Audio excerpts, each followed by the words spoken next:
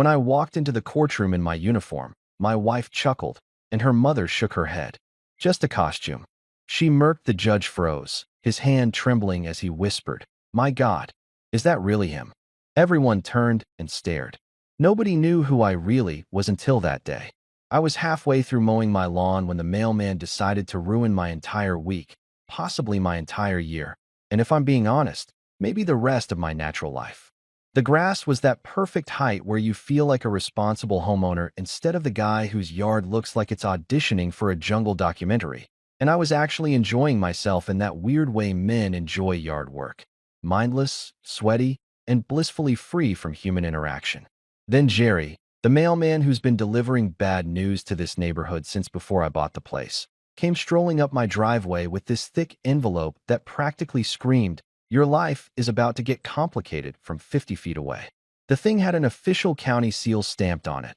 the kind of thick paper that costs more per sheet than my lunch, and I swear to God it smelled like bad decisions wrapped in legal jargon and sprinkled with someone else's vindictiveness. I shut off the mower, which sputtered and died like it knew what was coming and wanted no part of it, and took the envelope from Jerry with the enthusiasm of a man accepting his own execution notice.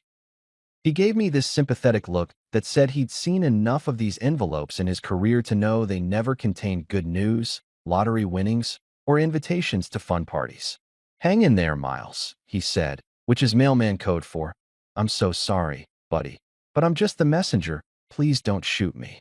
I nodded, gave him a half-wave that probably looked more like a surrender gesture, and stood there in my grass-stained cargo shorts staring at this legal bomb like it might explode if I opened it too fast. Case 2438B, Carter versus Carter. Right there at the top, printed in that cold, impersonal font that court documents use to make sure you know they mean business, and your feelings are completely irrelevant. Plaintiffs, Sabrina Carter and her lovely stage mom from hell, Darlene Whitmore. Defendant, yours truly, Miles Carter, apparently the villain in this story despite being the only person who'd actually contributed anything meaningful to our marriage besides drama and designer shoe collections. My first thought, and I'm not proud of this, but I'm also not sorry, was, well, at least they spelled my name right this time.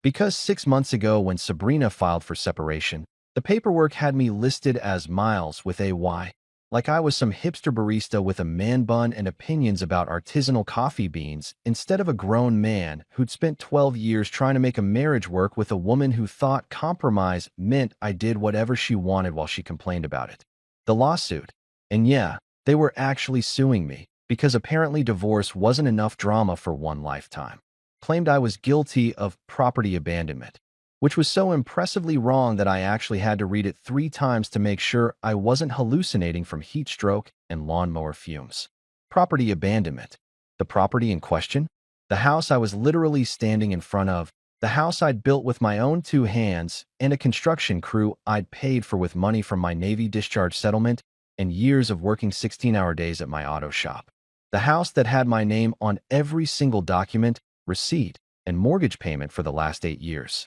But sure, I'd abandoned it by continuing to live in it, pay for it, and maintain it while my ex-wife moved in with her mother and started planning this legal circus.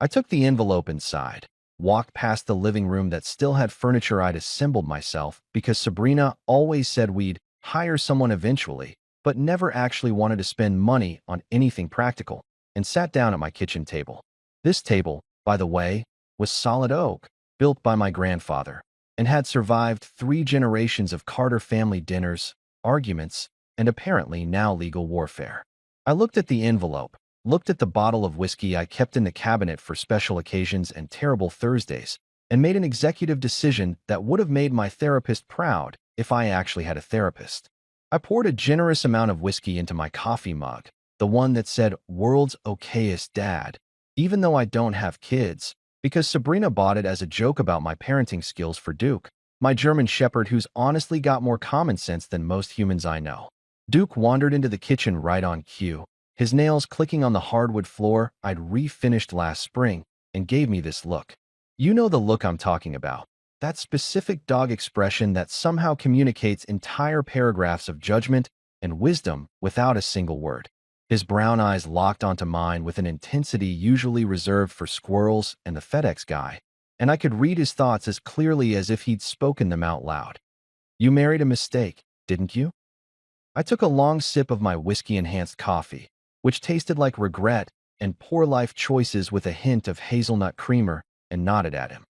"Yeah, buddy," I said. "Yeah, I really did. 12 years of marriage, and this is what it had come to. Legal papers instead of love letters, lawyers instead of laughter, and a bunch of accusations instead of actual conversation." I thought about our wedding day, which feels like it happened in another lifetime to a completely different person who was significantly dumber and way more optimistic about his chances of marital happiness. Sabrina had looked beautiful in her dress that cost more than my first car, and I'd stood at that altar genuinely believing we were going to build something meaningful together. Her family had been there in force. Her mother Darlene front and center with that tight smile she always wore around me, the one that said she was tolerating my existence, but just barely. Her father had shaken my hand with the grip of a man who'd already given up fighting his wife's opinions, and her two sisters had whispered to each other throughout the ceremony in that way that made it clear they were taking bets on how long the marriage would last.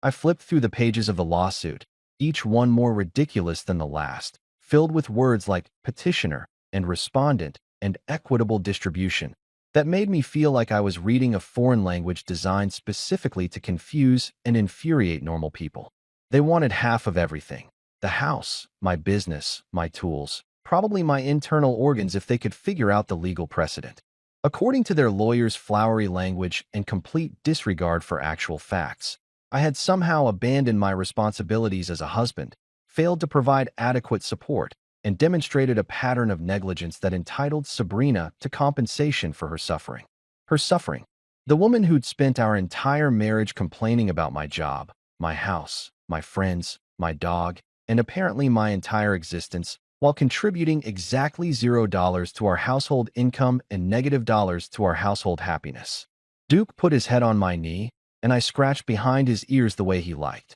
right in that spot that made his back leg twitch like he was trying to run in his sleep. "You know what, Duke?" I said, my voice echoing slightly in the quiet kitchen where I'd eaten 1,000 meals alone while my wife was out with her friends or her mother or whoever would listen to her complain about her tragic life married to a mechanic. "This is a typical Thursday. This right here, this is exactly the kind of Thursday I should have expected when I ignored every single red flag and married into that family." Duke's tail thumped against the floor twice, which I chose to interpret as agreement and support rather than just his general excitement about ear scratches and the possibility of treats. I finished my whiskey coffee, set the mug down on top of the lawsuit like I was trying to drown it in coffee rings and bad decisions, and made another decision. If Sabrina and her mother wanted to fight, if they wanted to drag me into court and pretend I was the bad guy in this story, then fine. Game on. But they were about to learn something about Miles Carter that they'd somehow missed during 12 years of marriage and a lifetime of underestimating me. I might work with my hands. I might not have a fancy degree or a corner office, but I kept receipts. I remembered everything, and I was about to make their legal circus a whole lot more interesting than they planned. I wasn't always this calm, this collected, this perfectly content to sit in my kitchen drinking spiked coffee while reading legal documents that accused me of crimes I didn't commit. Once upon a time, back when I was young and stupid and apparently completely blind to obvious personality disorders, I actually thought marrying Sabrina was a good idea. Possibly even a great idea, if you can believe that level of delusion. I met her at a charity fundraiser for veterans that I'd only attended because my buddy from the Navy, Tommy Rodriguez, had dragged me there with promises of free food and the kind of networking opportunities that might help me get my auto shop off the ground. She was standing by the bar in a red dress that probably cost more than my rent, laughing at something her friend said, and when she turned and smiled at me, I felt like I'd been hit by a truck carrying nothing but bad judgment and poor decision-making skills. The first 6 months were great, or at least I thought they were great, which in hindsight probably says more about my low standards than her actual qualities as a human being. She laughed at my jokes, didn't seem to mind that I drove a 15-year-old pickup truck held together by duct tape and optimism, and acted like my Navy stories were interesting instead of traumatic memories I was trying to process through humor and avoidance. But then I met her family. And that's when the carnival music started playing and the red flags began forming a parade that should have sent me running in the opposite direction at maximum speed. Her mother, Darlene Whitmore, who kept her maiden name because apparently even marriage couldn't fully claim her identity or her superiority complex, took one look at me, and I could see her mentally calculating how quickly she could get her daughter to upgrade to someone more suitable. They called me the garage guy at family dinners, always with those little air quotes that people use when they want to be insulting while maintaining plausible deniability. "Oh, Sabrina's seeing the garage guy," Darlene would say to her country club friends, her tennis partners, her book club members who probably spent more time drinking wine and gossiping than actually reading books. Never a mechanic, never auto shop owner, and definitely never veteran who served his country while your son was flunking out of his third liberal arts college and discovering that his trust fund couldn't buy him a personality. Because apparently serving in the Navy for 8 years, including 2 tours in the Middle East where I saw things that still wake me up at 3 in the morning in a cold sweat, and then coming home to fix engines and build a honest business didn't meet their investment banker's standards or their country club requirements for acceptable son-in-law material. Darlene used to say, and I can still hear her voice in my head like a persistent mosquito that you can't quite swat. "Miles, men who work with their hands rarely think with their heads." She'd deliver this little gem of wisdom while sipping her 3rd glass of Chardonnay at Sunday brunch, looking at me over the rim of her glass like I was a science experiment that had gone wrong and needed to be observed before being discarded. I wanted to reply. I really wanted to say, "Well, Darlene, that's one more thing your husband doesn't do with his, considering he hasn't had an original thought since 1987 and spends most of his time nodding along to whatever you say like one of those bobblehead dolls people put on their dashboards." But I stayed quiet, because I'd been raised to respect my elders even when my elders were judgmental snobs who wouldn't know hard work if it came up and introduced itself with a firm handshake and a resume. When I got discharged after an injury overseas, a lovely souvenir from an IED that left me with a titanium rod in my left leg, chronic pain that flares up whenever it rains, and enough nightmares to fill a psychiatric textbook, I took my settlement money and bought a small workshop on the edge of town. It wasn't much, just a cinder block building with 3 bays, an office that doubled as a storage closet, and enough space to do what I actually loved doing, which was taking broken things and making them work again. I lived modestly, saved my money, paid my bills on time, and generally tried to build a life that made sense to me even if it didn't impress anyone at Darlene's country club. My wife called it a phase, like I was a teenager going through an emo period instead of a grown man building a business and trying to find some peace after years of chaos and violence. I called it peace, sanity, and the first time in my adult life that I actually felt like I was doing something meaningful that didn't involve explosions or funerals. Then, out of absolutely nowhere, like a tornado that forms on a clear day just to mess with meteorologists and destroy trailer parks, Sabrina filed for division of assets. Not a conversation, not a "Hey Miles, I'm unhappy and we should talk about this like adults," but full-on legal paperwork delivered by a process server who looked apologetic about his career choices. She wanted to take everything I owned and pretend she'd built it, contributed to it, earned it somehow through her years of complaining about it, and telling her friends how embarrassing it was to be married to someone who came home smelling like motor oil and honest work. According to her lawyer's initial filing, which I'd received 3 weeks before this lovely lawsuit showed up, she deserved half of my business because she'd provided emotional support and partnership during our marriage, which was such a creative interpretation of reality that it deserved some kind of award for fiction writing. Emotional support. I actually laughed out loud when I read that part, sitting in my lawyer's office while he looked uncomfortable and shuffled papers like he was trying to find a way to tell me I was screwed without actually using those words. The emotional support of telling me my job was embarrassing? The partnership of spending money I earned while complaining that I didn't earn enough? The loving encouragement of comparing me unfavorably to her friends' husbands who worked in finance and wore suits that cost more than my monthly mortgage payment? If that was emotional support, then I'd been emotionally supported right into therapy territory. Except I couldn't afford therapy because my wife had spent our savings on a series of investments that included a failed boutique, a timeshare in Florida she visited once, and enough shoes to open a store that specialized in footwear for women with more money than sense. That night, the night I got the first round of paperwork and realized my marriage was officially over in every way except the legal sense, Duke and I had a heart-to-heart in my living room. He was lying on his dog bed, the expensive orthopedic one I'd bought him because he'd started limping and I couldn't stand to see him in pain. And I was on the couch with a beer and a growing sense that my life had become a country song written by someone with a dark sense of humor and a grudge against mechanics. I looked at Duke. He looked at me with those wise brown eyes that suggested he'd been waiting for me to figure this out for years. And I said, "They want to take everything, buddy. The house, the shop, probably you if they thought they could get away with it. Even though Sabrina always said you shed too much and smelled like dog."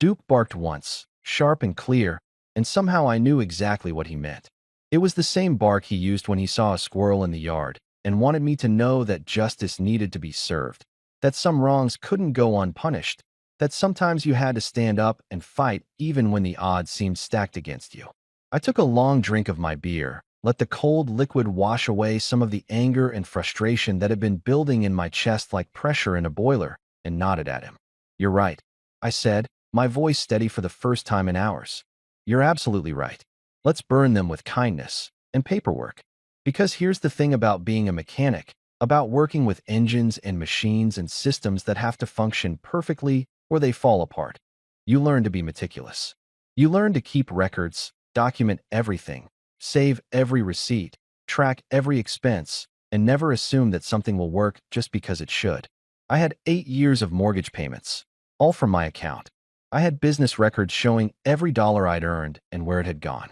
I had maintenance logs for the house, showing every repair I'd made, every upgrade I'd installed, every single improvement that had turned a decent house into a home worth fighting for. And I had something else, something that Sabrina and her mother had forgotten about, or maybe never knew in the first place. I had my military records, my service history, and a chest full of medals that told a story about who I really was when you stripped away the grease stains and the blue-collar job they loved to mock. I spent the next week organizing everything, creating files and folders and spreadsheets that would make an accountant weep with joy. Every document dated, labeled, cross-referenced, and backed up in 3 different locations because I'd learned in the Navy that redundancy wasn't just a good idea. It was the difference between mission success and catastrophic failure. Duke supervised, lying on the floor of my home office and occasionally lifting his head to check on my progress or remind me that dinner time was approaching and his bowl was tragically empty. By the time I was done, I had a case so airtight that a lawyer would need a miracle and a time machine to poke holes in it. And I had a plan that felt like the first good decision I'd made since saying, "I do," to a woman who apparently heard, "I don't," whenever I talked about my hopes, dreams, or basic human dignity. I hadn't worn my uniform in years. And by years, I mean nearly a decade of letting it sit in my old Navy chest like a relic from a past life I tried to move on from, but never quite forgotten. The chest itself was military issue, olive drab with my name stenciled on the side in letters that had faded but never disappeared completely, and it lived in the back of my bedroom closet behind boxes of tax returns and winter clothes I never wore, because this part of the country didn't get cold enough to justify actual winter gear. I'd opened it maybe twice since I got discharged. Once to show Tommy a photo from our deployment days when he was feeling nostalgic and drunk, and once when I couldn't find my dog tags and thought maybe I'd left them in there, which I hadn't, because they were actually hanging on my bathroom mirror where they'd been the whole time. But that night, after spending 3 hours organizing documents and building a legal defense that would make Perry Mason proud if Perry Mason had been a pissed-off mechanic with trust issues and a German shepherd for a paralegal, I walked into my bedroom and stared at that closet like it contained either salvation or damnation, and I wasn't entirely sure which. Duke followed me, because Duke followed me everywhere like he was my furry shadow assigned by some cosmic force to make sure I didn't do anything too stupid or self-destructive, and he sat down next to me while I pulled boxes out of the way and dragged that chest into the middle of my bedroom floor. It was heavier than I remembered, or maybe I was just older and more tired than I used to be, and it hit the floor with a thud that sounded final and important, like a judge's gavel or a coffin being lowered into the ground. I sat cross-legged in front of it like I was about to open a time capsule or Pandora's box, which in a way I guess I was, and flipped the latches that had stayed locked for so long they protested with rusty squeaks that echoed in my quiet bedroom. The smell hit me first, gun oil and memories, mixed with that distinctive military scent of canvas and metal in places far from home, where young men learned hard lessons about mortality and duty and what it really meant to serve something bigger than yourself. My dress uniform was folded on top, exactly where I'd left it after my discharge ceremony, wrapped in dry cleaner plastic that had yellowed slightly with age but still protected the dark fabric underneath from dust and moths and the passage of time that turns everything into nostalgia, whether you want it to or not. I pulled it out carefully, the way you'd handle something fragile and potentially dangerous, and laid it across my bed like I was preparing a body for viewing at a funeral. The jacket still fit, or at least I hoped it still fit because I'd gained maybe 15 pounds since my Navy days, but I'd also been hitting the gym more consistently because physical pain was easier to manage than emotional pain, and lifting weights didn't judge you or ask for half your assets in divorce court. Duke jumped up on the bed, which he wasn't technically allowed to do, but I'd given up enforcing that rule about 3 years ago when I realized I was lonely enough to appreciate his company even if it meant dog hair on my comforter, and he sniffed at the uniform like he was conducting some kind of canine investigation into my past. "Well, buddy," I said, brushing dust off the shoulder boards that still gleamed with the kind of shine you only get from hours of polishing and military discipline. "Looks like you're back on duty." Duke wagged his tail in response, which I chose to interpret as enthusiastic support rather than simple excitement about being on the bed, where he could see out the window and monitor the neighborhood for suspicious squirrel activity. The jacket had 3 rows of ribbons on the chest, each one representing something I'd earned through sweat or blood or watching friends get loaded onto helicopters and body bags while I stood there wondering why I'd survived and they hadn't. There was my National Defense Service Medal, my Navy and Marine Corps Achievement Medal, my Good Conduct Medal that seemed ironic now considering I was about to walk into court with the specific intention of destroying my ex-wife's legal arguments with extreme prejudice. And then, on the top row, there was the Silver Star, the big one, the medal that most people only saw in movies or history books, the one that came with a ceremony and a citation and a memory I'd spent 10 years trying to drink away, therapy away, work away, and generally pretend hadn't happened, even though it woke me up at 3 in the morning at least twice a month with images I couldn't unsee and sounds I couldn't unhear. I touched it gently, the way you'd touch a scar that still hurt years after the wound had healed, and remembered the day I'd earned it in excruciating detail that my brain had stored in high definition for maximum trauma recall. I ironed the jacket that night, set up my ironing board in the living room because the bedroom didn't have enough space and I needed room to work, and spent an hour getting every crease perfect and every wrinkle eliminated like I was preparing for inspection by an admiral instead of a court appearance in front of a judge who probably thought all veterans were either heroes or homeless people with nothing in between. Duke watched from the couch, his head tilted in that way dogs do when they're trying to figure out if you've lost your mind or if this is just another weird human behavior they need to tolerate. I ironed until the jacket gleamed under my living room lights, until it looked like something you'd see in a recruiting poster or a military museum display case, until it looked like it belonged to someone important instead of a mechanic with a bad marriage and a lawsuit that accused him of abandoning property he'd literally built with his own hands and money from his own bank account. The ribbons got cleaned with a soft cloth and some metal polish I had in my shop, the kind I used on chrome fixtures and fancy car parts for customers who wanted their vehicles to shine like they'd just rolled off a showroom floor.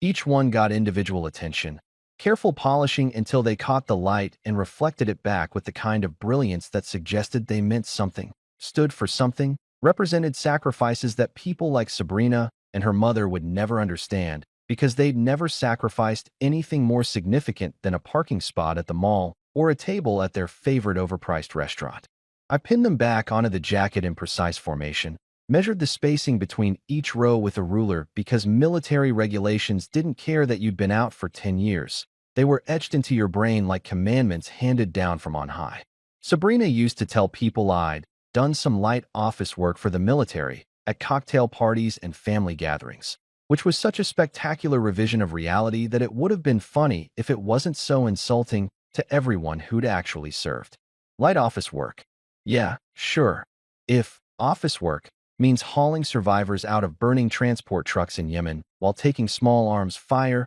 and wondering if each breath was going to be your last, then yeah, I guess I did some light office work. If it means coordinating evacuations while buildings collapsed around you and the radio kept crackling with calls for help you couldn't answer because you were already at maximum capacity for saving lives that day, then absolutely, I was basically a secretary with a rifle.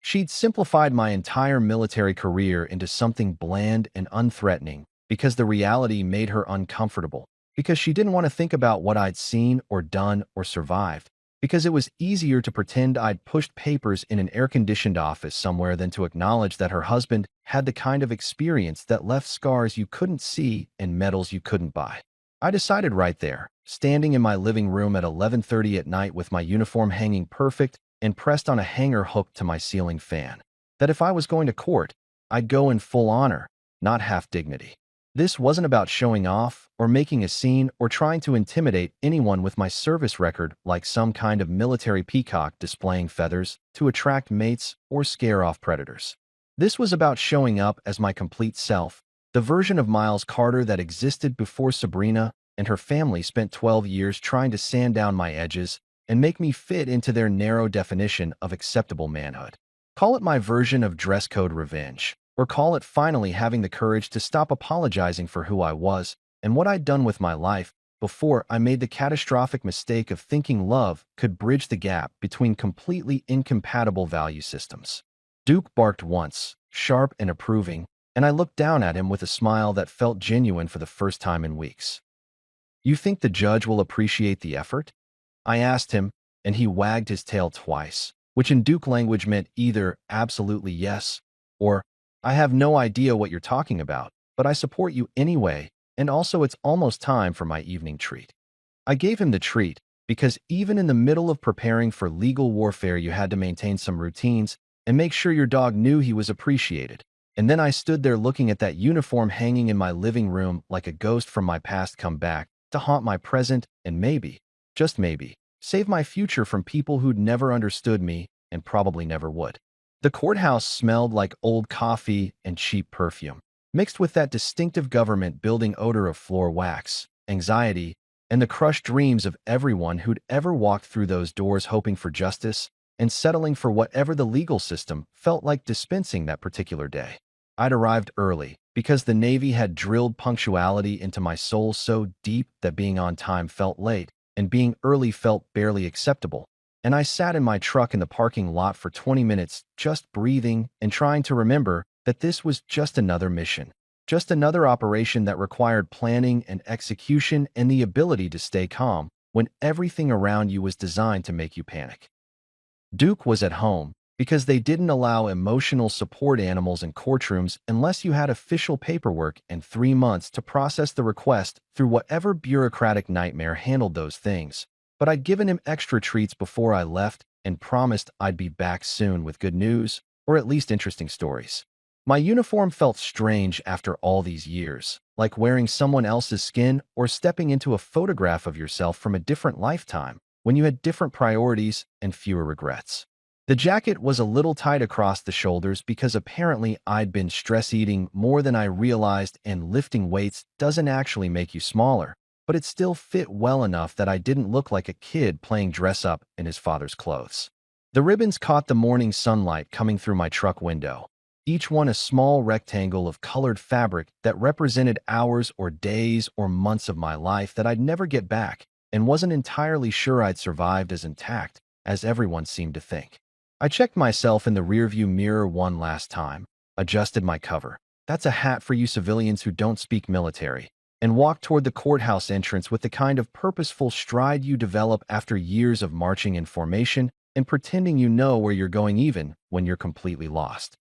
Security made me take off my cover and walk through the metal detector, which beeped enthusiastically because apparently my belt buckle and the titanium rod in my leg were enough to trigger concerns about national security or whatever threat courthouse security guards worried about besides their lunch breaks and retirement plans. I explained about the leg, showed them my military ID that I still carried even though it was technically expired because some habits die hard and you never know when you might need to prove you're not just some guy playing soldier. And they waved me through with the kind of respectful nods that suggested maybe they were veterans too, or at least had family members who served and understood what the uniform meant beyond just fabric and buttons. The courtroom was on the third floor, room 314, and I took the stairs instead of the elevator because I needed to move, needed to burn off some of the nervous energy that was making my hands shake slightly and my heart pound like I was back in Yemen waiting for the next explosion instead of in a peaceful American courthouse waiting to defend myself against accusations of property abandonment. The hallway outside the courtroom was crowded with lawyers in expensive suits, defendants in various states of dress ranging from business casual to I just rolled out of bed and grabbed whatever was cleanest, and family members who looked like they'd rather be literally anywhere else on earth, including dental offices and DMV waiting rooms. Then I saw her. Sabrina strutted down the hallway like it was a fashion runway in Milan instead of a municipal courthouse in a mid-sized American city that nobody had ever heard of unless they lived here or got lost on their way to somewhere more interesting. She wore designer heels that probably cost more than my monthly mortgage payment, the kind of shoes that made that distinctive clicking sound on tile floors that announced her presence before she even came into view. Her outfit was all coordinated: navy blue dress, matching purse, jewelry that sparkled under the fluorescent lights like she was trying to blind the judge with sheer expense and impeccable taste. Her mother followed 3 steps behind like a presidential bodyguard or a remora following a shark, wearing her own version of courtroom couture that screamed, "I have money and opinions, and I'm not afraid to share both with anyone who'll listen." Darlene saw me first, and I watched her face go through several expressions in rapid succession. Confusion, recognition, disapproval, and finally something that might have been concern or might have been indigestion from whatever overpriced breakfast she'd consumed at whatever country club restaurant served people like her at 8 in the morning. She leaned towards Sabrina and whispered something, and my ex-wife turned to look at me with those green eyes that had once made me stupid enough to think love conquered all, but now just made me remember every argument, every disappointment, every moment when I'd realized I'd married someone who fundamentally didn't respect or understand me. When I walked into the courtroom wearing my full dress uniform, every ribbon in place, and every brass button polished to perfection, the whole room froze like someone had hit pause on reality. Conversations stopped mid-sentence. Lawyers looked up from their legal pads. The bailiff, an older guy with a military bearing that suggested he'd probably served himself back when Vietnam was still making veterans instead of history documentaries, actually straightened up and his hand moved toward a salute before he caught himself and remembered he was in civilian territory now. The judge hadn't entered yet, but you could feel the atmosphere in the room change from routine legal proceeding to something else, something unexpected that people weren't quite sure how to process. Sabrina snorted, and I mean actually snorted like a horse or a teenage girl who'd just heard the worst joke in human history. "Oh, please," she said, loud enough for half the room to hear, and probably intending for the other half to hear too because subtlety had never been her strong suit, and she'd perfected the art of the stage whisper years ago. "It's not Halloween, Miles." Her voice had that particular tone she used when she wanted everyone around her to know she was being clever and cutting. The same tone she'd used at dinner parties when she'd make little jokes about my job or my truck or my general failure to meet her standards for acceptable husbandhood. A few people in the courtroom actually chuckled, probably assuming I was some delusional veteran trying to play the military card for sympathy points or special treatment, and I felt my jaw clench with the effort of not responding the way I wanted to respond. Her mother leaned in close, her designer perfume probably costing more per ounce than premium gasoline, and whispered something that I couldn't hear but could definitely lip read because I'd spent enough time around Darlene to recognize her greatest hits of condescension. "Just a costume," her lips formed, and she said it with such dismissive certainty that you'd think she was commenting on someone's Halloween outfit or a child playing pretend, instead of looking at a uniform that represented 8 years of service and sacrifices she couldn't begin to comprehend, because the hardest thing she'd ever done was probably choosing between vacation homes or deciding which charity gala to attend when 2 were scheduled on the same night. I smiled at them, not the fake smile I'd learned to use at family dinners when Darlene was being particularly insufferable, but a genuine smile that came from knowing something they didn't know, having information they'd overlooked, holding cards they didn't realize were in play. "Funny," I said, my voice carrying across the courtroom with the kind of projection you learn from years of shouting orders over gunfire and helicopter rotors. "This costume outranks your entire family tree." A few people in the room tried to suppress laughs, and I saw the bailiff's mouth twitch with something that might have been approval or amusement or both. Sabrina's face went red, that particular shade of crimson she turned when someone challenged her or pointed out that maybe she wasn't always right about everything. And Darlene's eyes narrowed like she was trying to decide if I'd just insulted her or if she'd misheard me.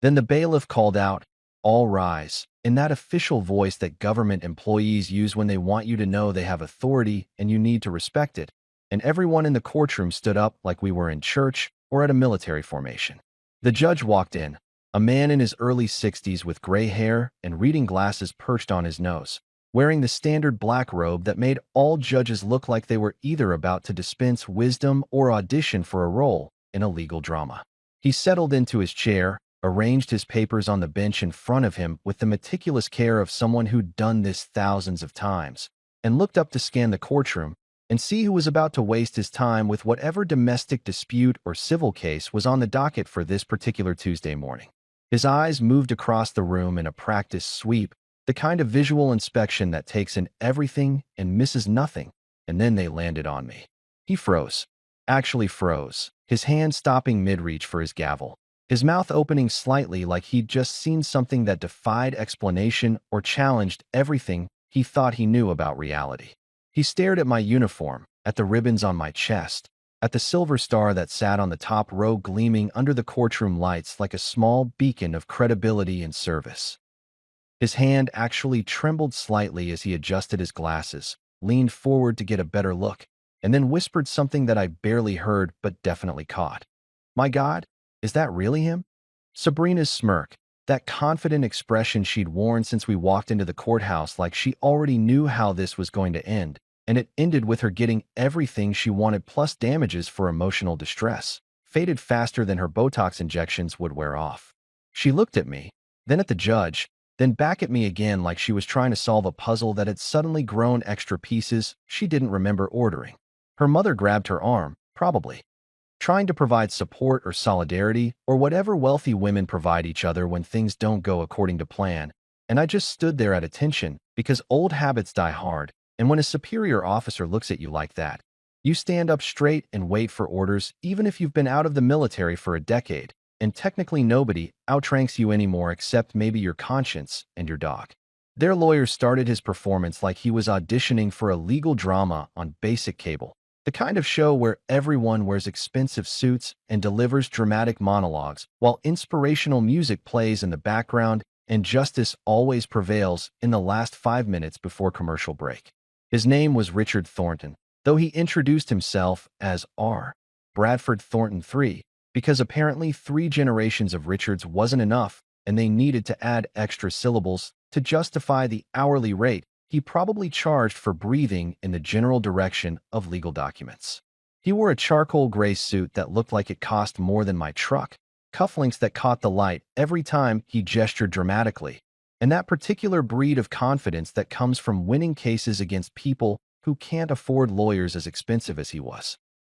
He talked about abandonment and irresponsibility like he was describing a serial killer instead of a guy who'd literally lived in his house and paid all the bills while his wife moved out and started planning legal warfare. According to Thornton's opening statement, which seemed designed to make me sound like a deadbeat dad, even though we didn't have kids, because Sabrina always said children would ruin her figure and interfere with her social calendar, I had systematically neglected my marital duties, failed to provide adequate emotional and financial support, and demonstrated a clear pattern of behavior that justified stripping me of assets I'd worked my entire adult life to acquire. He paced back and forth in front of the judge like a lion in a very expensive suit, gesturing with his hands to emphasize points that were apparently so important they required physical theater to fully convey. He painted a picture of Sabrina as a suffering wife who'd endured years of hardship married to a man who valued his work more than his marriage, his dog more than his family obligations, and his stubborn independence more than his responsibilities to the woman he pledged to love and cherish until death or expensive lawyers did them part.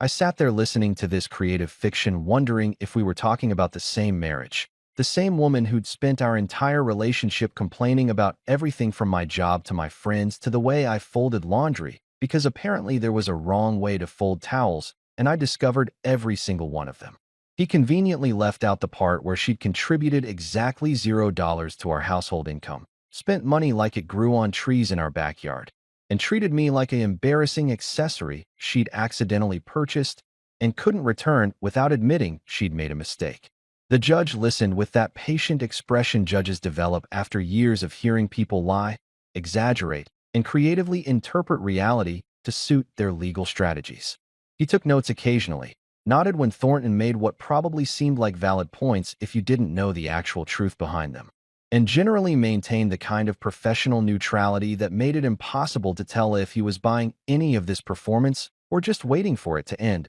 so he could move on to the next case on his docket and eventually go home to his own family and forget about all of us and our petty domestic disputes.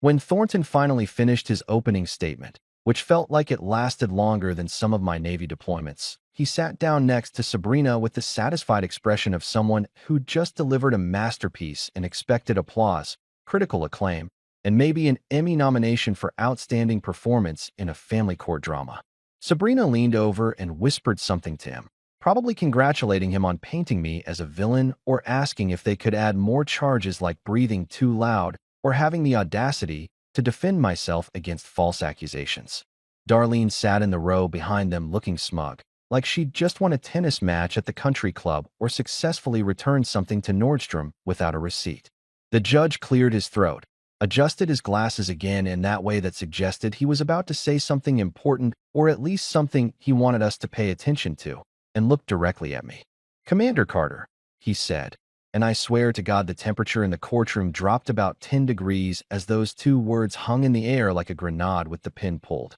"Do you have a response?" His voice was formal but not unkind, the tone of someone who'd served himself or at least respected those who had, and I watched Sabrina's face as she processed what he'd just called me. "Commander?" The word came out of her mouth like she'd just been told I was actually an alien or a time traveler or literally anyone other than the man she'd been married to for 12 years. She blinked rapidly, that thing she did when her brain was trying to process information that contradicted everything she thought she knew, and turned to look at her lawyer like he might have an explanation for why the judge was using military titles instead of just calling me Miles, or the defendant, or that garage guy your client had the misfortune of marrying. The judge repeated it, slower this time, with emphasis that suggested he wanted to make sure everyone in the courtroom heard it clearly and understood the significance. "Commander Carter, do you have a response to these allegations?" He gestured toward me with one hand, inviting me to stand up and defend myself, and I rose from my chair with the kind of measured movement you learn from standing at attention for hours while officers inspect your uniform and look for any excuse to make your life more difficult than it already was. "Yes, Your Honor, I do," I said, my voice steady despite the fact that my heart was pounding hard enough that I could feel it in my throat and wondered if everyone else in the courtroom could hear it too. I reached into my briefcase. Not a fancy leather lawyer briefcase, but the sturdy canvas military issue bag I'd carried for years and never saw any reason to replace, and pulled out a folder that was roughly the size of a small phone book and probably weighed about the same. Inside were receipts, tax papers, bank statements, and maintenance logs organized with the kind of obsessive attention to detail that comes from years of military paperwork and the knowledge that one missing document could mean the difference between mission success and complete disaster. "Your Honor, every mortgage payment on that property came from this account." I held up the bank statements, highlighted and tabbed, and organized so thoroughly that an accountant would weep tears of joy just looking at them. "My account. My earnings from the auto shop I built after my discharge from active duty. Not joint funds, not contributions from my wife, but money I earned by working 60-hour weeks fixing cars and trucks and trying to build something stable and lasting that could support a family if we ever decided to have one, which we didn't because my wife had other priorities that apparently didn't include children or financial contributions to our household." I walked forward and handed the documents to the bailiff, who took them with a nod and passed them up to the judge. And I saw Thornton's confident expression start to crack slightly around the edges like paint peeling off a wall that had been poorly prepared before the first coat went on. The judge flipped through the pages slowly, methodically, his eyes scanning columns of numbers and dates and transactions that told a story completely different from the one Thornton had just spent 20 minutes performing for the courtroom. These records show consistent payments over 8 years. I continued, warming up to my defense now and feeling that old military confidence kick in, the kind that comes from knowing your equipment works and your intel is solid and you're about to complete a mission that everyone said was impossible. Property taxes paid from my account. Insurance paid from my account. Every single repair, every upgrade, every improvement made to that house came from my income while my wife. I gestured towards Sabrina without actually looking at her because I'd already seen enough of her face to last me several lifetimes. Contributed to our household finances by spending money I earned and complaining that I didn't earn it fast enough or in a prestigious enough profession to satisfy her mother's country club standards. The lawyer gulped, actually gulped like a cartoon character who'd just realized the Roadrunner had tricked him into running off a cliff and gravity was about to become his biggest problem. His Adam's apple bobbed visibly, and he started shuffling through his own papers like maybe he'd missed something crucial during his preparation. Like perhaps he should have asked more questions about his client's version of events before accepting it as gospel truth and building his entire case around her carefully edited narrative of suffering and abandonment. Sabrina turned red, that deeper shade of crimson that went beyond embarrassment into pure anger territory. The color she turned when a restaurant got her order wrong, or someone cut her off in traffic, or the universe had the audacity to not arrange itself according to her preferences and expectations. She leaned toward Thornton and whispered something urgent, probably trying to come up with some explanation for why all these documents existed and showed exactly the opposite of what they'd claimed in their lawsuit. But he just held up one hand in a gesture that clearly meant, "I'm dealing with this. Please stop talking and let me try to salvage what's left of our case before it burns completely to the ground." Darlene leaned forward from her seat in the gallery, her perfectly manicured hands gripping the wooden rail in front of her like she was physically restraining herself from jumping up and interrupting these proceedings with her own testimony about how her son-in-law was clearly lying and manipulating everyone with fake documents, because surely no mechanic could be this organized or this prepared or this right about everything. Her whisper carried across the quiet courtroom like a stage whisper in a theater, meant to be overheard by everyone while maintaining plausible deniability about intentional disruption. "This isn't over." I smiled at her, not the fake polite smile I'd learned to use at family dinners, but a genuine smile that came from knowing I'd spent the last week preparing for exactly this moment, anticipating every argument they might make and building countermeasures like I was planning a military operation instead of a court case. "You're right, Mrs. Whitmore," I said, loud enough for the judge to hear, and probably loud enough to carry into the hallway where other people were waiting for their own cases to be called. "It's just getting fun." The judge looked up from the documents, removed his glasses, and cleaned them with a cloth he kept in his robe pocket, and I saw something in his expression that might have been approval or might have been the satisfaction that comes from watching someone defend themselves competently instead of just rolling over and accepting whatever the other side claimed was true. Even the bailiff, standing at attention by the door like a sentinel guarding the entrance to justice, or at least the entrance to this particular courtroom, cracked a grin that suggested he'd seen enough cases to know when someone was about to get their comeuppance, and he was here for it. The judge squinted at my documents like he was trying to read fine print in dim lighting or decode some ancient language that had been lost to history and recently rediscovered in a dusty archive somewhere. He flipped through page after page of bank statements, mortgage records, and maintenance receipts with the methodical attention of someone who'd spent decades separating truth from fiction in a job where everyone lied at least a little bit, and some people lied so much they probably believed their own stories.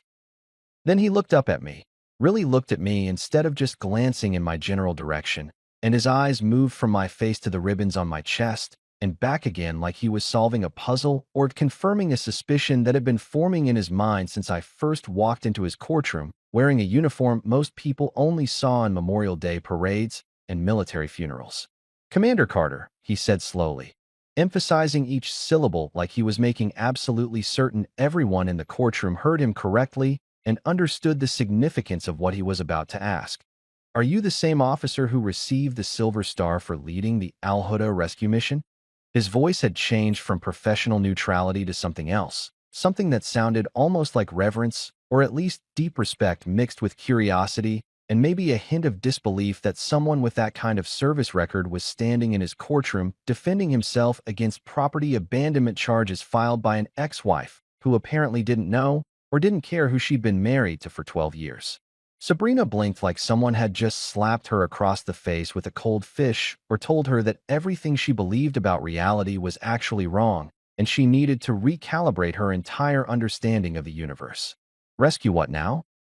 She said, her voice louder than she probably intended, cutting through the courtroom silence like a knife through butter or a completely inappropriate comment through what should have been a solemn moment of recognition. She looked at me, then at the judge, then at her lawyer like maybe he could explain what was happening or at least provide some context for why everyone suddenly seemed interested in my military service instead of focusing on how I'd allegedly abandoned property and failed in my marital responsibilities. I nodded once, sharp and precise, the kind of military acknowledgement you give when a superior officer asks you a direct question and the only acceptable answer is affirmative. Yes, sir, I said, my voice steady despite the fact that talking about Al Huda always made my chest tight and my palms sweaty and brought back memories I'd spent years trying to process through therapy that I couldn't really afford and exercise routines that left me exhausted enough to sleep without nightmares at least some of the time. That's correct, Your Honor. The judge's voice softened in a way that judges' voices probably aren't supposed to soften in courtrooms where they're meant to maintain impartial authority and professional distance from the cases they're hearing. He leaned back in his chair, still holding my documents but no longer really looking at them, his eyes fixed on me with an expression that suggested he knew the story, had followed the news coverage, maybe even had family or friends who'd served and understood what that particular operation had meant to the people involved and the lives that had been saved through actions that most civilians would consider either heroic or insane, depending on their perspective and tolerance for extreme risk. It was one of the bravest operations the state ever produced, the judge said, and I could hear genuine emotion in his voice beneath the professional tone he was trying to maintain. I followed the coverage at the time. 23 civilians evacuated from a hostile zone under heavy fire, with multiple casualties among the extraction team, and a timeline that military analysts said was impossible, but your unit accomplished anyway through what the reports called extraordinary courage and tactical brilliance under conditions that would break most soldiers.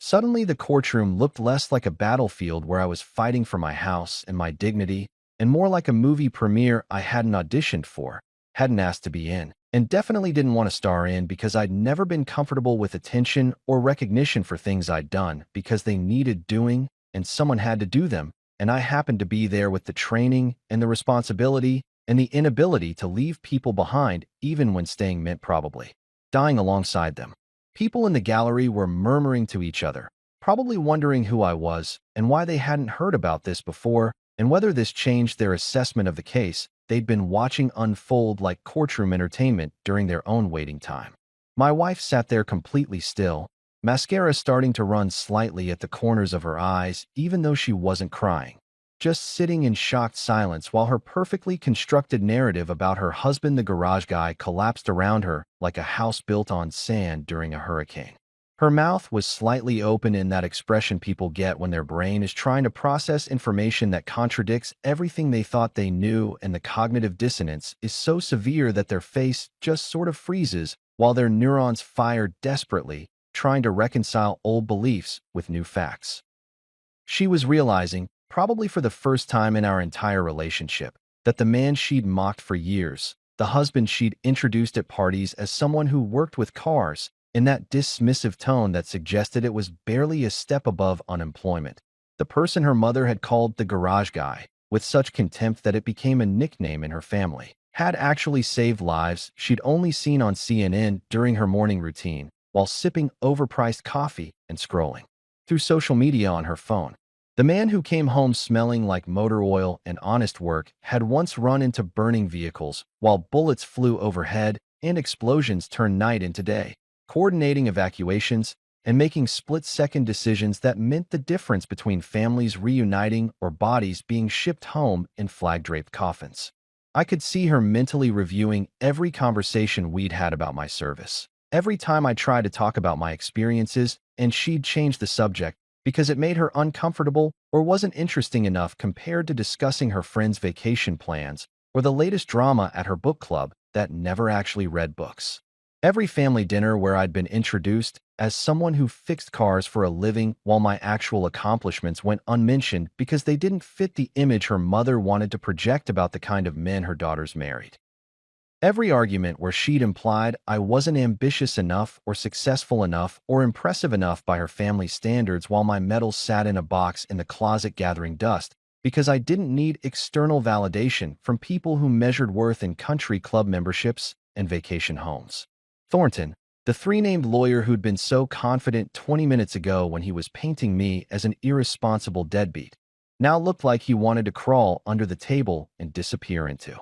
whatever law school had produced him and his expensive suit and his apparently inadequate research skills. He was frantically flipping through his files like maybe he'd missed a page that said, "Important. Client's husband is decorated war hero. Proceed with extreme caution and fact-checking," but clearly hadn't because he'd taken Sabrina's word for everything and built his case on her version of events without verifying basic facts about the person he was trying to destroy in court. Darlene had gone pale, which was impressive considering the amount of makeup she typically wore, her hands still gripping the wooden rail, but now more for support than restraint. Her daughter had spent 12 years married to someone who'd received one of the military's highest honors for valor, and she'd spent those same 12 years calling him the garage guy at her country club lunches and tennis matches, mocking his profession to her friends who'd probably never worked a day in their lives and measured success by how much their husbands earned rather than what they contributed to society or humanity or anything beyond their own bank accounts and social status. The gavel came down with a sharp crack that echoed through the courtroom and snapped everyone out of whatever trance they'd fallen into while processing this information and recalibrating their understanding of who was actually on trial here and what justice might look like in a case where one side had documentation and service records and the other side had designer shoes and creative interpretations of reality. "Petition denied," the judge said firmly, his voice carrying the weight of authority and finality that meant this case was over, finished, decided without further argument or appeals or opportunities for expensive lawyers to drag things out and rack up billable hours. I gave Sabrina a small salute, nothing elaborate or theatrical. Just a simple gesture that acknowledged she was still technically a person even if she was a person who'd systematically underestimated and disrespected me for our entire marriage. "Guess this costume still works," I said quietly, just loud enough for her and her lawyer and her mother to hear, and I saw her face go through several more color changes that suggested her emotional state was as unstable as her legal position had turned out to be.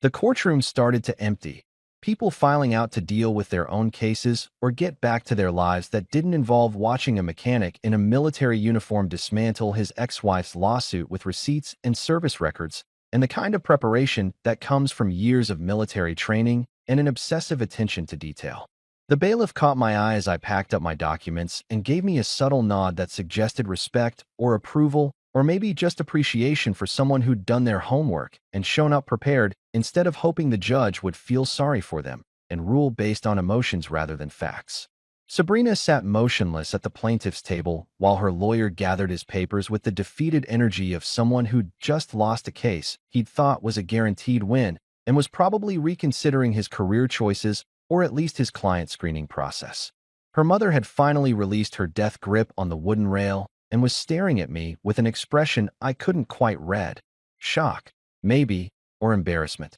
Or the dawning realization that she'd spent years mocking someone who'd accomplished more in a single day of his military service than her entire family had accomplished in their combined lifetimes of country club memberships and charitable donations made primarily for tax benefits and social recognition. I walked out of that courtroom with my head high and my uniform still pressed and perfect, past the people waiting in the hallway for their own cases to be called, past the lawyers making last-minute deals and plea bargains, past the security guards who'd made me walk through the metal detector that morning and now nodded respectfully as I passed them on my way out. The morning sun was bright after the fluorescent lighting of the courthouse interior, and I stood on the steps for a moment, just breathing fresh air that didn't smell like coffee and anxiety and legal documents, feeling lighter than I'd felt in months or maybe years. When I left the courthouse, everyone stared like they'd seen a ghost or a celebrity or maybe some bizarre combination of both that their brains couldn't quite process in the harsh morning sunlight that made everything look more real and less like the surreal courtroom drama we'd just participated in. People who'd been sitting in the gallery during my case now stood in small clusters on the courthouse steps, whispering to each other while trying not to be obvious about pointing in my direction like I was a zoo animal or a historical monument, instead of just a guy who'd successfully defended himself against a frivolous lawsuit using the revolutionary strategy of having actual documentation and telling the truth. Some of them had their phones out, probably Googling Al Huda rescue mission or Silver Star recipients, or how did I not know about this guy who apparently lives in my town and fixes cars for a living? Sabrina's lawyers suddenly found the floor fascinating, studying the courthouse steps like they contained ancient hieroglyphics or the secrets of the universe instead of just being regular concrete stairs that thousands of people walked up and down every day on their way to resolve legal disputes and argue about custody arrangements and fight over property that probably wasn't worth the legal fees they were paying to fight about it. Thornton brushed past me without making eye contact, his expensive briefcase clutched against his chest like a shield, his three-part name probably feeling less impressive now that he'd lost a case he'd thought was guaranteed money in the bank and easy billing hours for his firm. Behind him, Sabrina and her mother emerged from the courthouse entrance moving like zombies or sleepwalkers, both of them wearing sunglasses that covered half their faces in what I'm sure they thought was a dignified retreat, but really just made them look like celebrities trying to avoid paparazzi after a scandal. Outside the courthouse, a small group of reporters had gathered, probably covering multiple cases or just hanging around hoping for something newsworthy to happen in a town where most news involved city council meetings and high school football scores. When they saw me in my uniform with the crowd of people staring and whispering, their journalistic instincts kicked in like bloodhounds catching a scent, and they converged on me with cameras and microphones, and that hungry look reporters get when they smell a story that might actually be interesting instead of just another municipal bond discussion or zoning dispute. "Commander Carter, any comments?" one of them asked, shoving a microphone in my face with the aggressive politeness that journalists master after years of asking questions people don't want to answer. I looked at the microphone, at the camera recording everything I said for whatever local news broadcast would air it during the dinner hour, when people were half paying attention while eating meatloaf and complaining about their own days, and I decided that if I was going to say something it should at least be memorable and accurate instead of one of those bland politician responses that use a lot of words to say absolutely nothing. "Yeah," I said, meeting the reporter's eyes directly because the Navy had taught me that eye contact conveyed confidence and honesty even when you were exhausted or terrified or both. Never underestimate a quiet man with receipts. The reporters scribbled in their notebooks or typed on their phones, or whatever journalists do these days to record information for stories that most people would skim while scrolling through news websites during their lunch breaks. They asked follow-up questions about the case, about my military service, about whether I had any message for other veterans going through similar legal battles with ex-spouses who apparently didn't do basic research about the people they'd married. I kept my answers short and professional, refusing to trash-talk Sabrina, even though she'd spent years trash-talking me to anyone who would listen, because my mother had raised me to take the high road, even when the low road looked tempting and would feel really satisfying in the moment, but ultimately just made you look petty and vindictive. That night, back at my house that was officially and legally mine without any possibility of Sabrina's lawyers finding some creative loophole to take it away from me, Duke and I celebrated with cold pizza from the box I'd picked up on the way home because I was too tired to cook and too relieved to care that the pizza had been sitting in my truck for 20 minutes and was probably lukewarm at best. I poured myself a root beer, the good kind from the glass bottle that cost twice as much as the regular kind, but tasted infinitely better, and sat on my couch with Duke's head in my lap while we watched some mindless television show that required no emotional investment or critical thinking.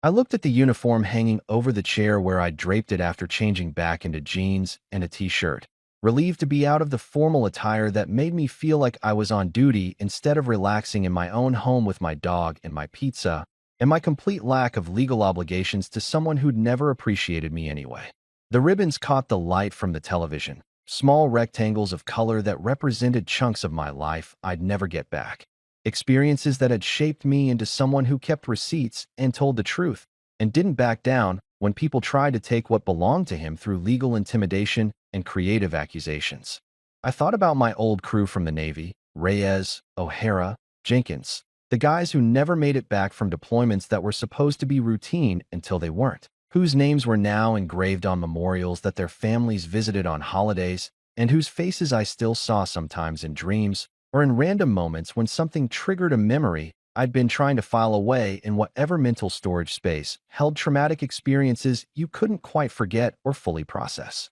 They'd have laughed at this whole situation, at the image of Miles Carter standing in court against his ex-wife, using military precision to dismantle her ego and her lawyer's arguments with nothing more than bank statements and service records and the truth delivered calmly and professionally.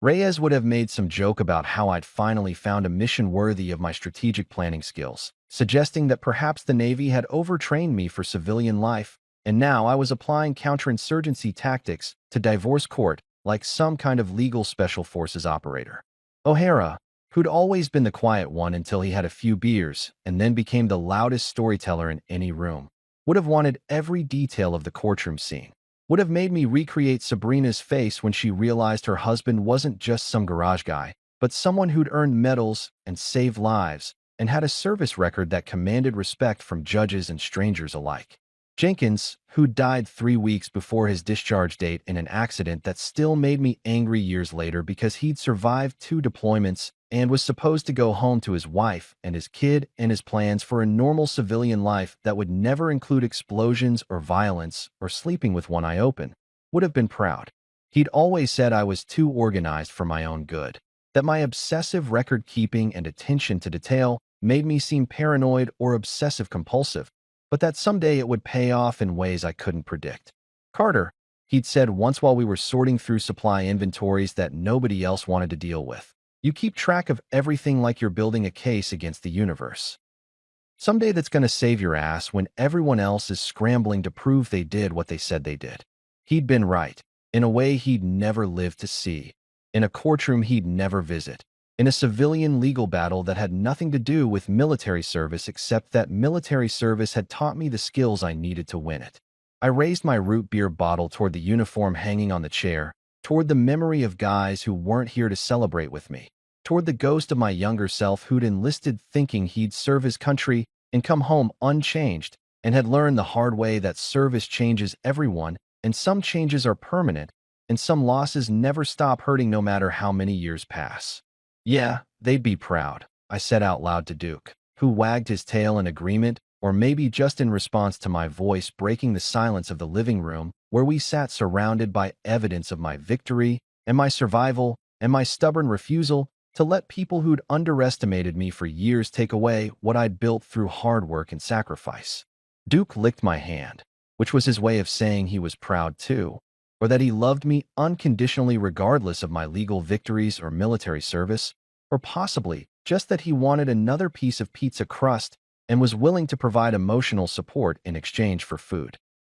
The television played some show about people renovating houses or cooking elaborate meals or surviving on desert islands. I wasn't really paying attention because my mind was still processing everything that had happened in the last 12 hours, from waking up nervous about court to standing in front of a judge to watching my ex-wife's case collapse under the weight of actual evidence and documented truth. I'd worn my uniform for the first time in a decade, revealed parts of my past I usually kept private because they were complicated and painful and didn't fit easily into casual conversations at parties or small talk with customers at my shop. And I'd won not just a legal case, but something bigger and harder to define. I'd proven to myself that the man I'd been in uniform and the man I'd become afterward weren't completely different people, that the skills and values and discipline I'd learned in the Navy hadn't disappeared just because I wasn't active duty anymore. That being quiet and modest about your accomplishments didn't mean you had to let people walk all over you or rewrite your history to suit their narratives.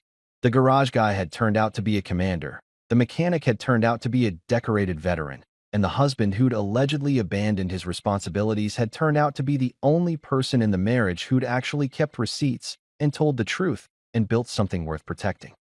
Duke fell asleep with his head still in my lap, snoring softly in that way dogs do when they're completely content and trusting that the world is safe and their human will protect them from any threats that might appear. I finished my root beer, turned off the television because nothing on it was as interesting as my own thoughts anyway, and sat in the quiet darkness of my living room with my dog and my pizza box and my complete freedom from a marriage that had never been what I'd hoped it would be when I stood at that altar 12 years ago promising forever to someone who apparently didn't mean it the same way I did. 2 days later, I was elbow deep in the engine of a 1987 Chevy Silverado that belonged to old man Henderson, who'd been bringing his truck to my shop for the last 6 years because he said I was the only mechanic in town who didn't try to upsell him on repairs he didn't need or treat him like an idiot just because he was 73 and didn't know the difference between a carburetor and a catalytic converter.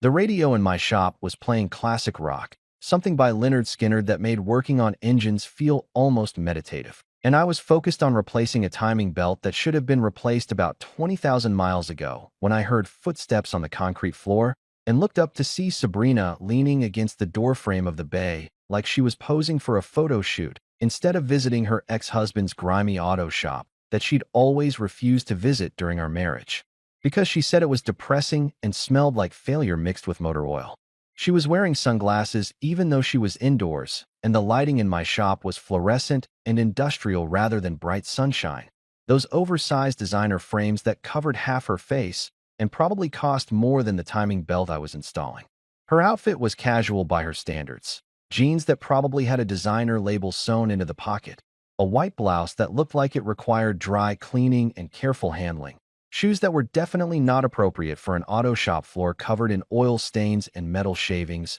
and the general debris that accumulates when you spend your days taking things apart and putting them back together.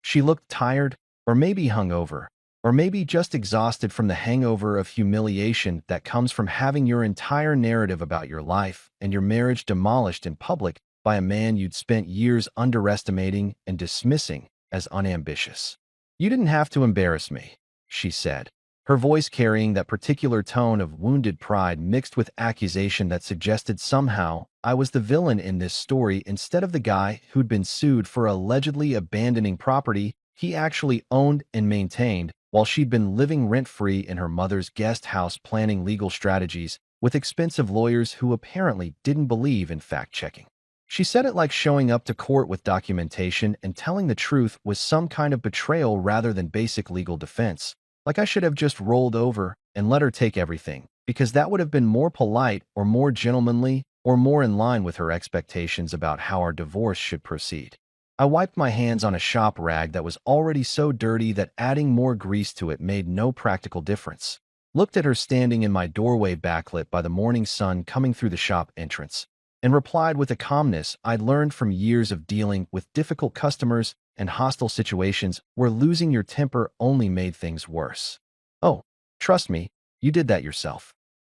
I didn't elaborate, didn't list all the ways she'd embarrassed herself by filing a frivolous lawsuit without checking basic facts about my service record or my financial contributions to our marriage. Didn't point out that maybe she should have asked a few more questions before letting her mother and her lawyer convince her that she could take everything I'd built through creative legal arguments and selective memory about who'd actually paid for what. She stood there for a moment, probably trying to decide if she wanted to argue or cry or storm out dramatically, and I went back to working on Henderson's truck because the timing belt didn't care about my marital drama, and the old man needed his truck back by tomorrow morning so he could drive to his daughter's house for Sunday dinner like he'd been doing every week for the last 15 years. The engine was therapeutic in its simplicity, parts that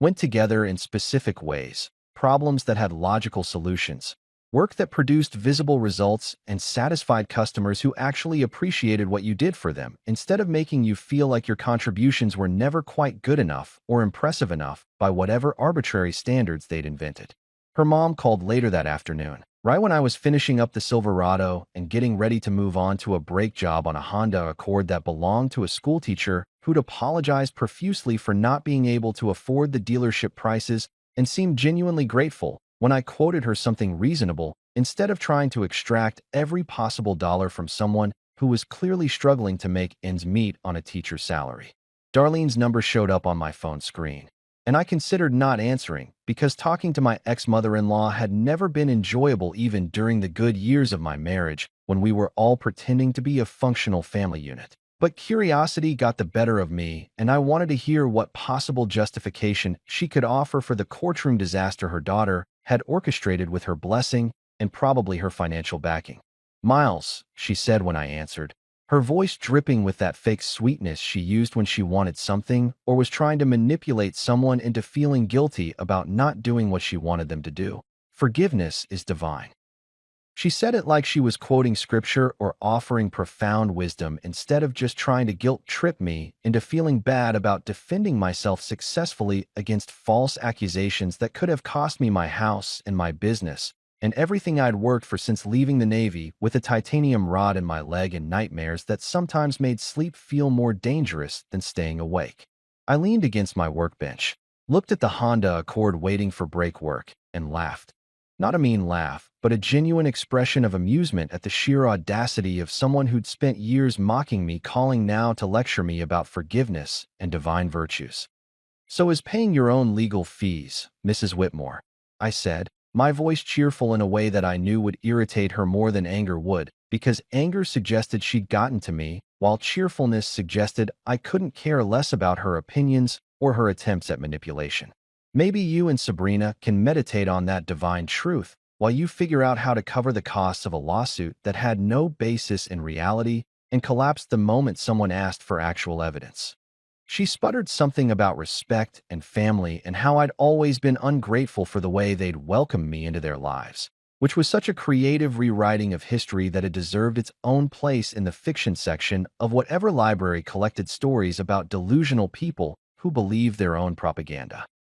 I hung up before she could really get going on her lecture about my various failures as a human being, turned off my phone because I'd had enough drama for 1 week, and just wanted to work on cars and live my life without constant reminders that I'd once been married into a family that valued country club memberships over actual character. Then I went back to tuning the engine of the Honda, adjusting the idle and checking the timing and making sure everything ran smoothly, because there was something deeply satisfying about taking a machine that wasn't working properly and fixing it so it worked the way it was designed to work. Nothing says healing like good machinery, like the clean logic of mechanical systems where cause and effect were predictable and problems had solutions that didn't require lawyers or court appearances or revealing parts of your past you'd kept private because they were complicated and painful and didn't fit into casual conversation. The next day, Duke and I were having breakfast, scrambled eggs for me, kibble with some leftover scrambled eggs mixed in for him, because I'd learned years ago that he'd sit next to me staring with those sad brown eyes until I shared whatever I was eating,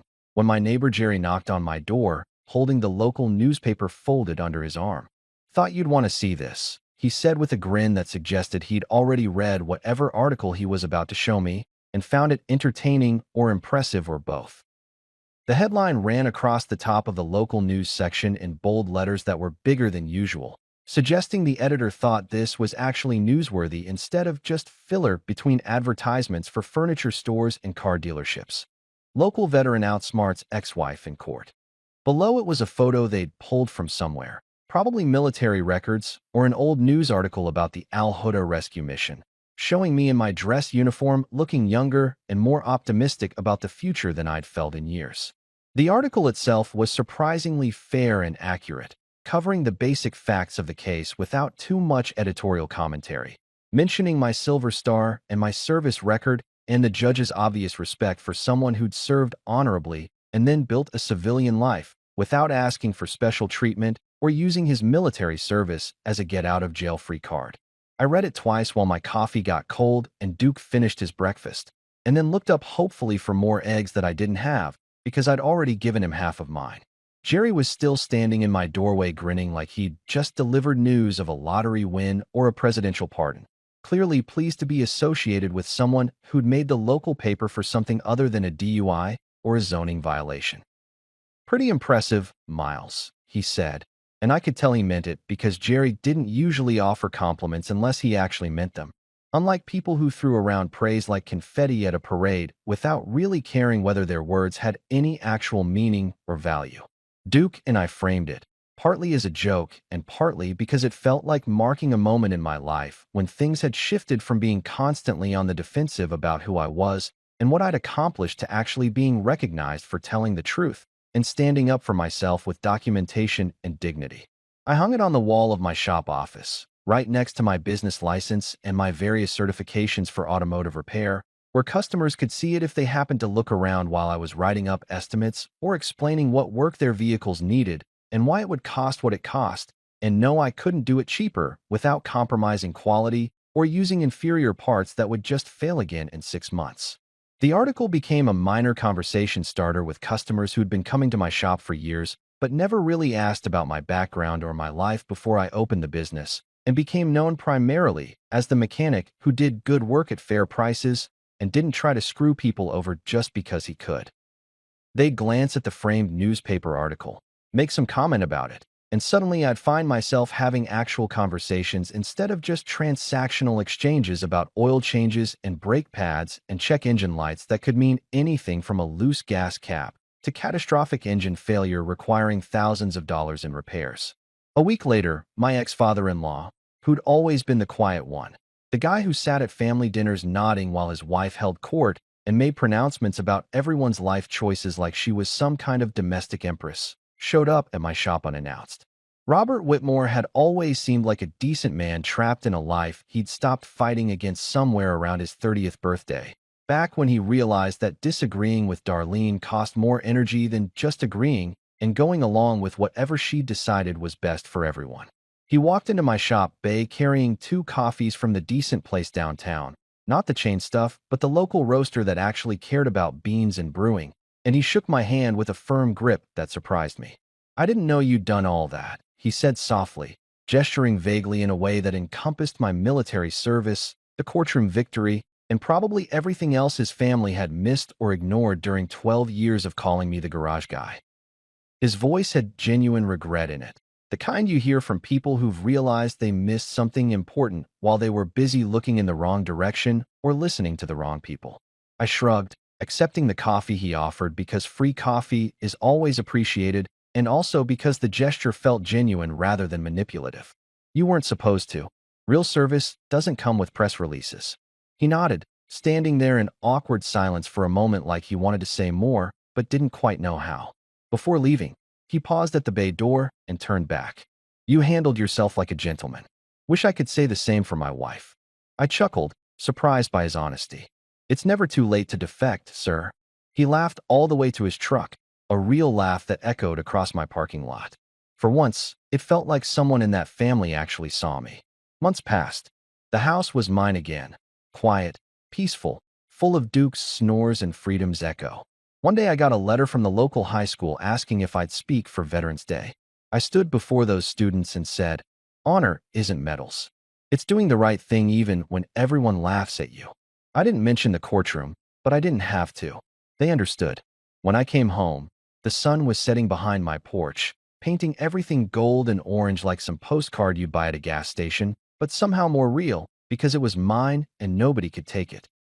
Duke wagged his tail, meeting me at the door with that unconditional enthusiasm only dogs can manage. I poured 2 glasses of root beer, one for me, one for the ghost of my younger self who'd enlisted thinking he'd come home unchanged. I raised mine toward the sunset and said, "Here's to the costume that wasn't a costume." Somewhere, my ex probably rolled her eyes. That's fine. Some people never learn. Others just salute and move on.